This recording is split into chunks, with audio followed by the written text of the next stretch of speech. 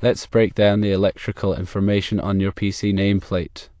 When you see 115 volts input, that means the device is designed to operate using a 115 volt alternating current electrical system. The 8 amps listing indicates the maximum amperage the device can draw under normal operating conditions. The device won't always draw 8 amps.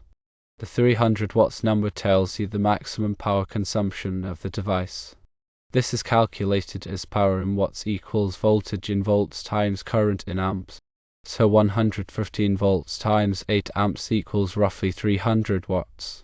When wiring multiple PC on one circuit, you need to consider both the amperage and wattage requirements of each PC.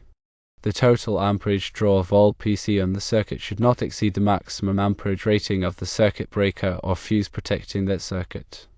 In your situation, with PC listed at 8 amps each, the maximum amperage for one circuit is 8 amps. Specifically, it should not exceed the breaker size.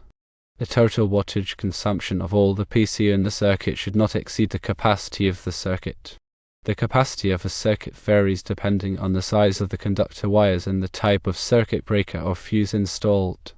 Considering the nameplate information you've provided, each PC has a maximum amperage draw of 8 amps and a maximum wattage consumption of 300 watts.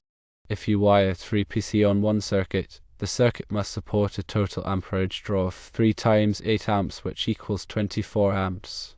Also, the circuit must support a total wattage consumption of 3 times 300 watts, or 900 watts. I recommend you consult with a qualified electrician to determine the capacity of your specific circuit and whether it can safely support the total load of 3 PC.